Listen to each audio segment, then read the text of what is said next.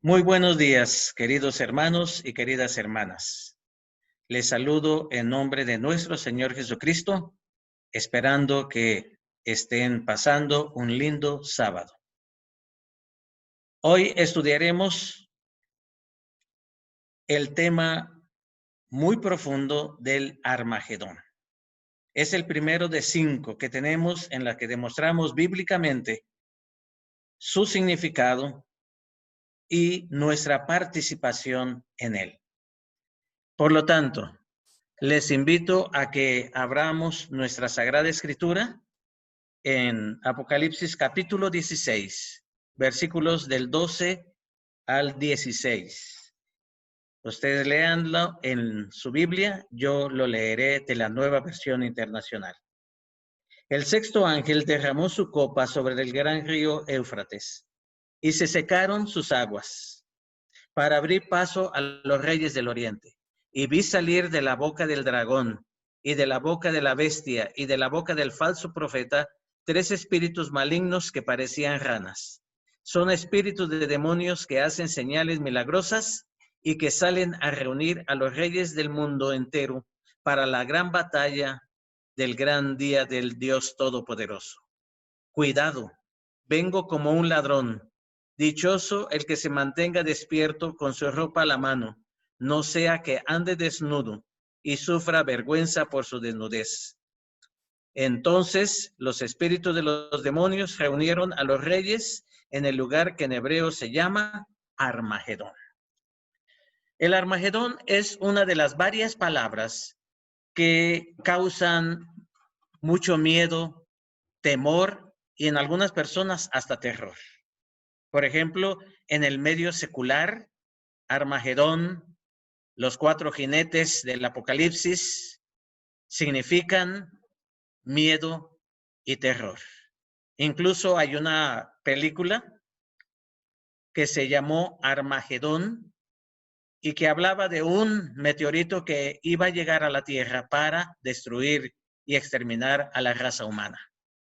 Otros hablan de una guerra nuclear y algunos también la equiparan a la pandemia, que hoy en día está causando muchos problemas en el mundo entero. En el medio religioso, no crean ustedes que es menos. Hay hasta 7 de las principales interpretaciones. Por supuesto, hay muchas más, pero hay 7 que son las principales. En el medio adventista hubieron 2 interpretaciones. Hoy en día solamente hay una. Veamos un poquito de la historia.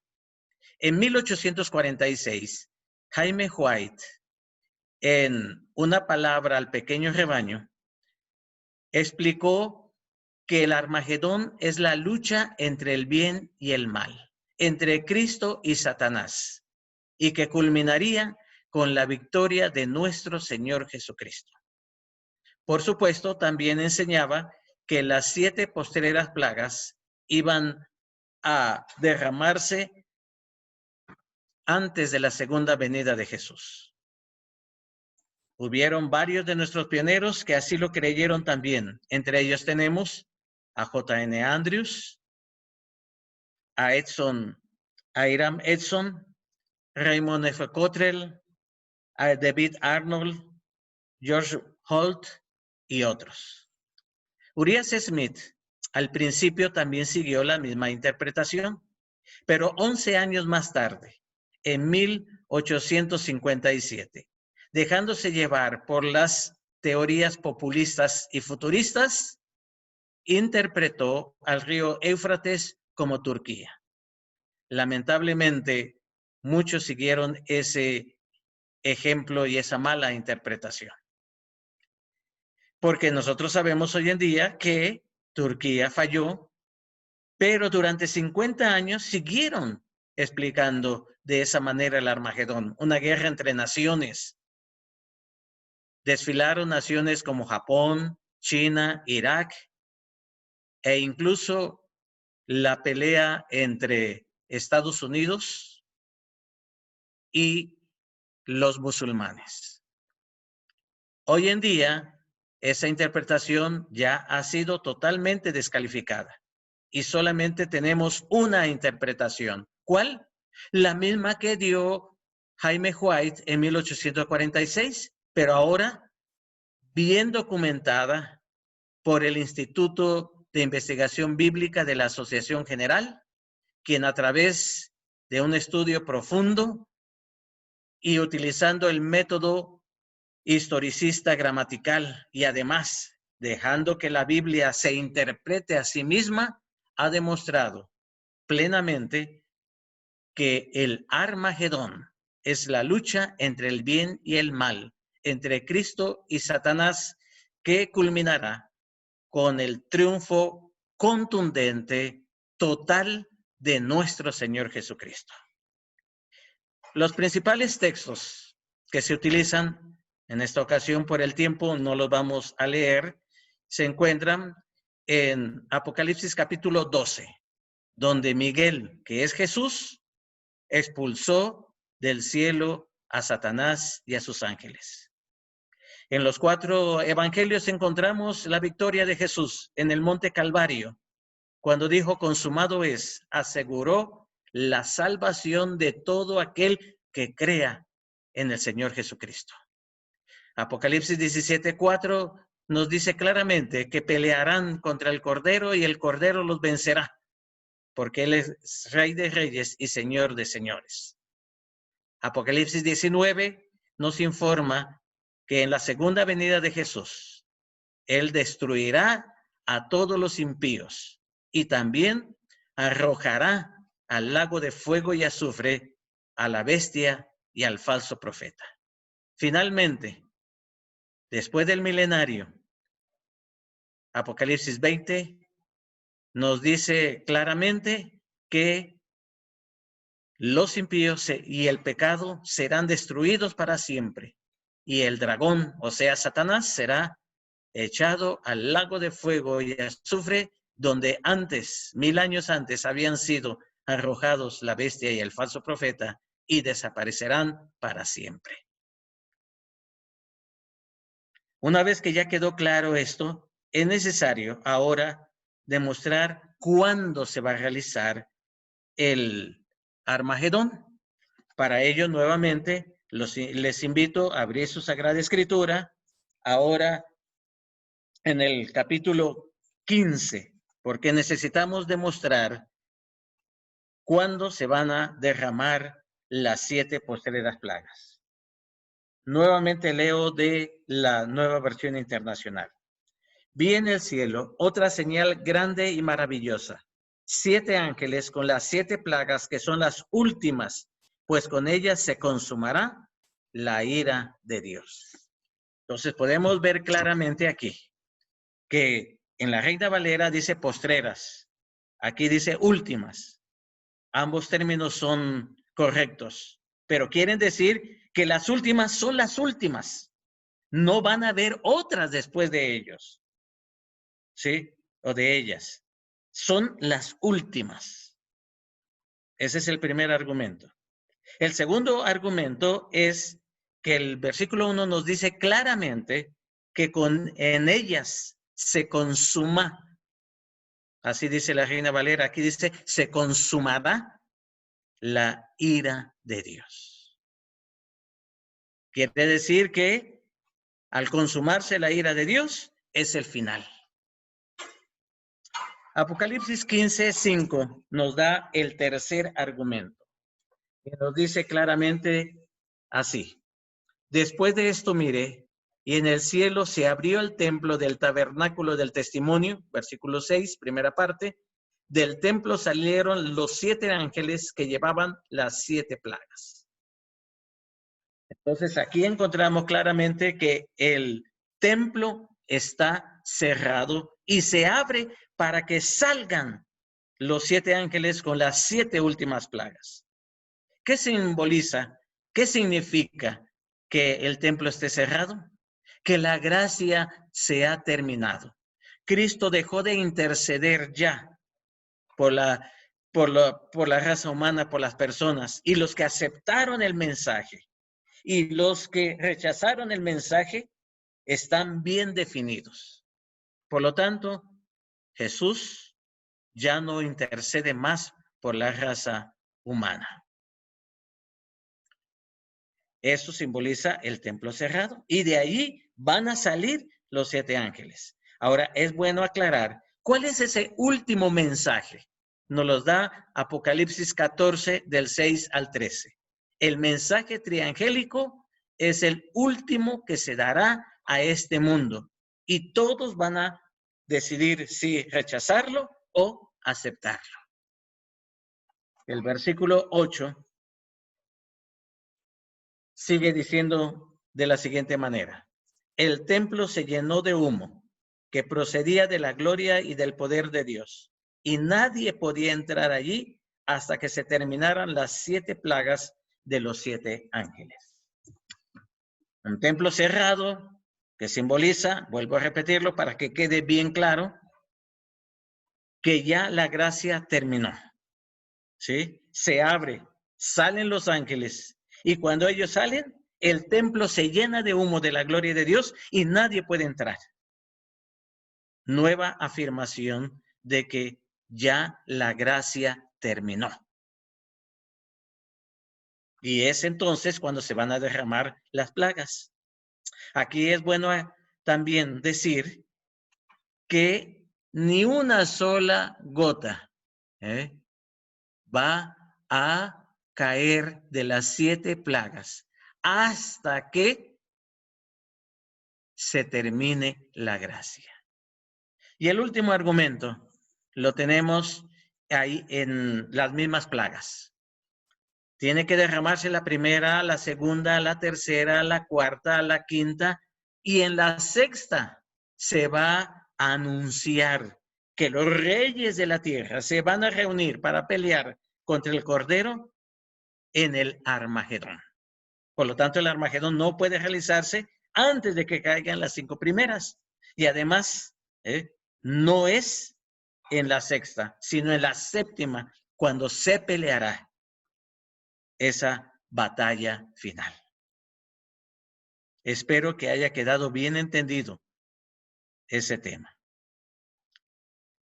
Pero hay otra pregunta muy interesante. Una vez que ya hemos visto todo esto, ¿cuál va a ser nuestro papel en el Armagedón? Si nos toca pasar ese momento decisivo entre la lucha entre el bien y el mal, ¿cuál es nuestro papel? ¿Será que tendremos algunas armas? Para ello, lo que nosotros tenemos que hacer es dejar que la Biblia se interprete a sí misma. Y veamos cómo actuó Dios en varias ocasiones durante el tiempo del pueblo de Israel.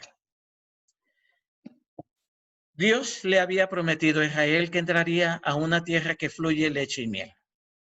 Y así fue.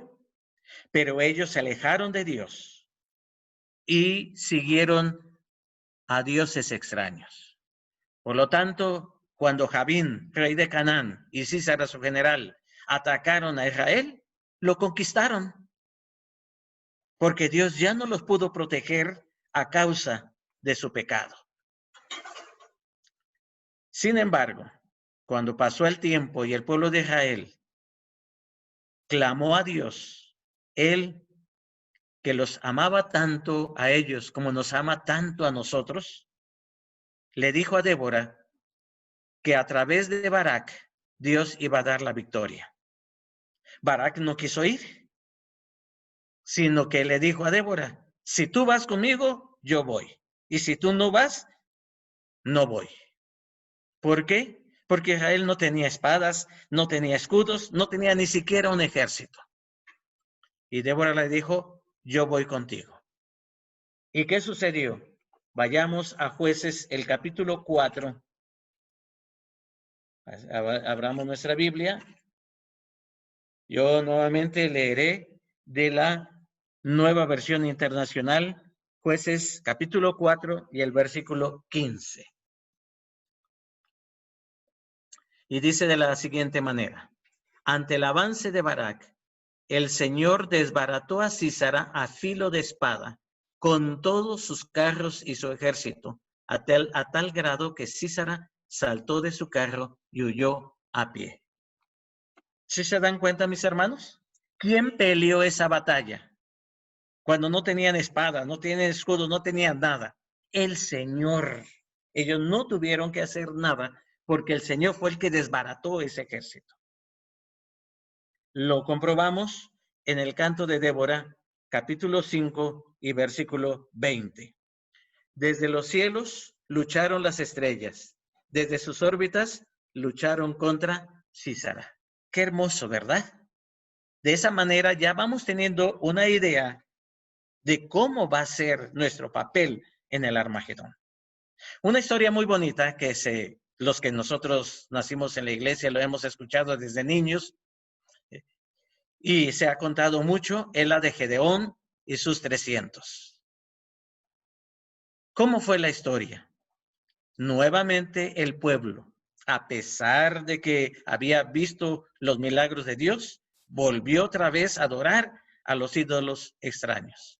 Y ahora fueron los madianitas y los amalecitas los que los conquistaron, los esclavizaron, los empobrecieron al grado de que el pueblo tenía que vivir en cuevas.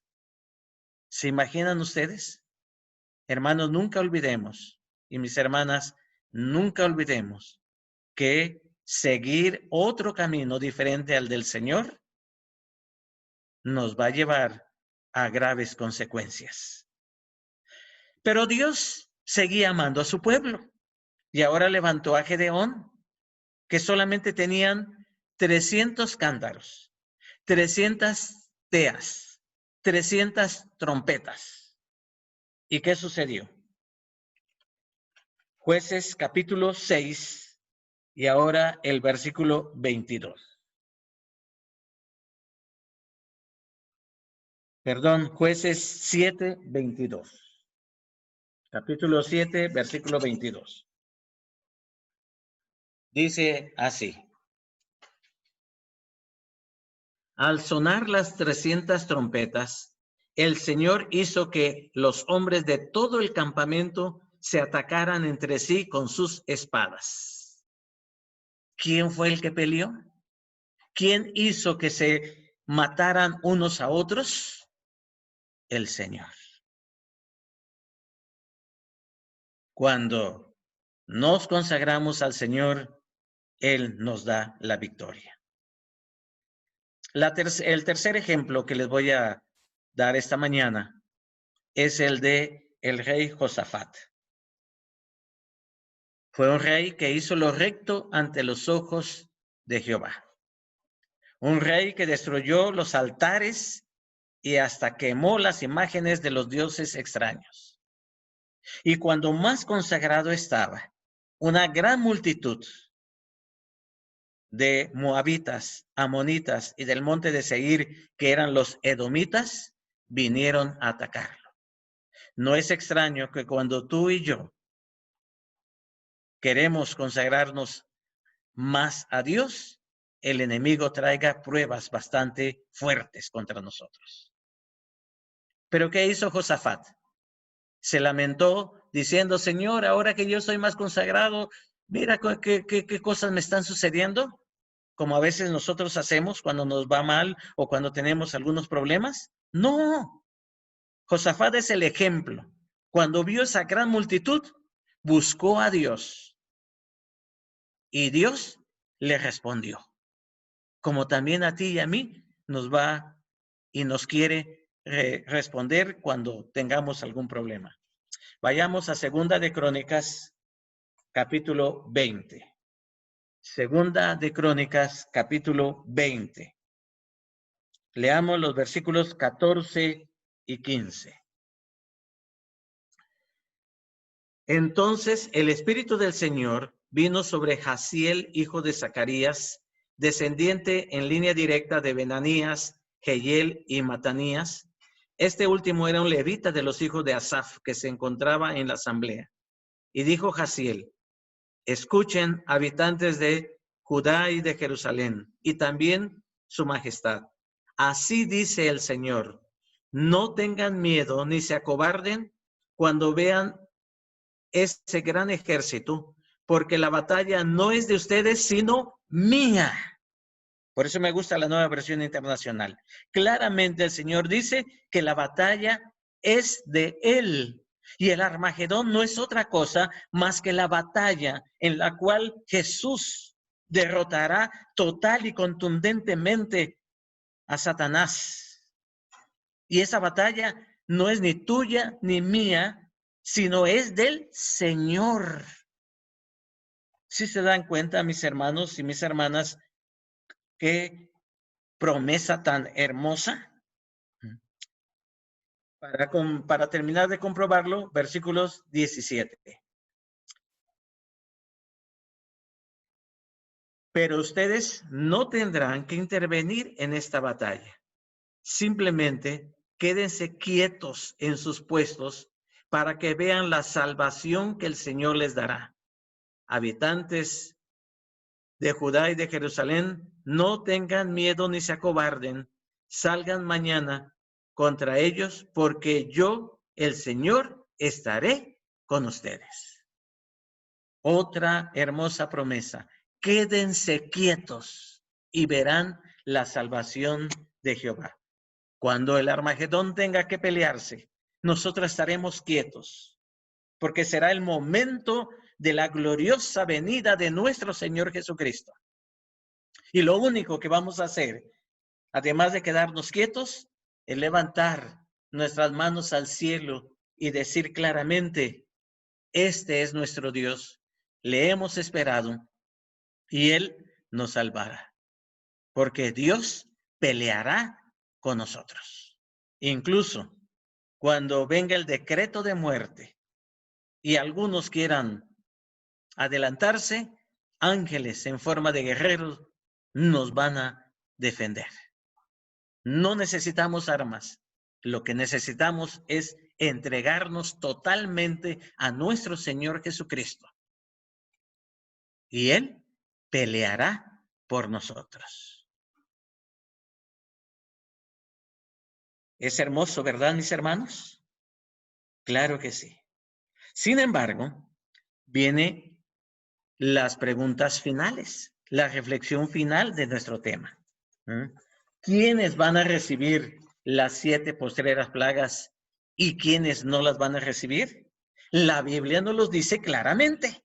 No necesitamos especular, ni creer, ni pensar. Simplemente leer lo que la palabra de Dios nos enseña. Apocalipsis capítulo 16 y versículo 2. Dice así. El primer ángel fue y derramó su copa sobre la tierra, y toda la gente que tenía la marca de la bestia y que adoraba su imagen, le salió una llaga maligna y repugnante. Entonces, ¿quiénes van a recibir las plagas? Los que tengan la marca de la bestia. ¿Y qué es la marca de la bestia? Es el carácter del mundo en la persona, que se manifiesta en la obediencia a la ley de los hombres y en forma especial en la santificación del del domingo, falso día de reposo. Esa es la marca de la bestia. Y se va a poner en la frente porque muchos estarán convencidos de que así es, o en la mano, porque también habrá una gran cantidad de personas que por no perder su trabajo, su quincena o mensualidad, poder comprar y vender, van a decidir observar el falso día de reposo que es el domingo. Mis hermanos, aquí es bueno reflexionar un poquito. Si alguien te ve en la calle, ¿saben que eres diferente? ¿Saben que estás con Cristo? ¿O te pareces más a ellos en todos los aspectos de tu vida? Es necesario verlo. Es necesario observarlo. ¿Cuántas veces hemos escuchado personas que dicen, él es igual que nosotros? Es más, hasta es peor. Tengan cuidado. Ahorita nadie tiene la marca de la bestia. y nadie la va a tener hasta que llegue el momento en el cual todo el mundo tenga que decidir, tener el sello de Dios o tener la marca de la bestia. Por eso la pregunta es, ¿te estás preparando para tener la marca de la bestia al seguir los caminos del mundo? Y además dice el versículo que adoraban su imagen. Cuando vengan esos momentos finales, van a decidir pasar a engrosar las filas del enemigo, observando un falso día de reposo, el domingo.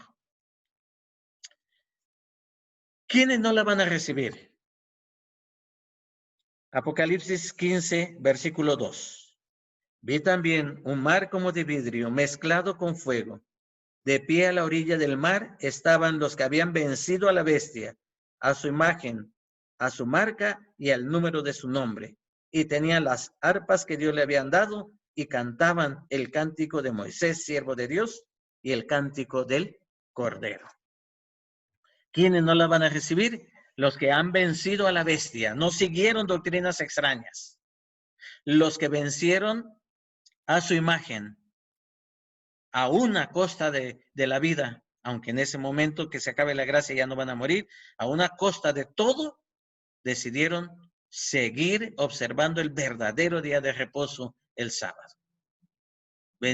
No tienen su marca. En otras palabras, su carácter es el carácter de Cristo y el número de su nombre, 666. Si el 6 es el número del hombre y su rebelión, 666 es la rebelión cínica contra Dios y su palabra y también a su pueblo.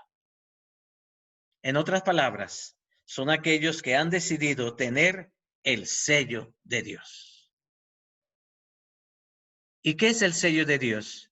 El carácter de Cristo en la persona, que se manifiesta en obedecer la ley de Dios y también en la santificación del sábado, verdadero día de reposo. ¿Qué es el carácter de Cristo? Hacer lo mismo que Cristo hacía cuando estuvo aquí en la tierra, que predicaba, enseñaba y sanaba. ¿Y qué predicaba? Las buenas nuevas de la salvación. Y si tú quieres tener el carácter de Cristo, toda tu vida, tu testimonio, tus palabras, tus acciones son predicar el santo evangelio de salvación. ¿Lo estás haciendo, querido hermano y querida hermana? Es el carácter de Cristo. Enseñarle a la gente que hay un camino mejor, el camino de la salvación, las promesas que Dios nos ha dado, una vida eterna que conquistar. Y esa conquista es entregarse totalmente a nuestro Señor Jesucristo.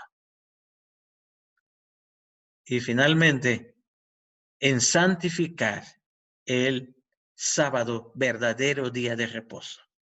No solamente es guardarlo, muchos lo reposan, otros lo bendicen.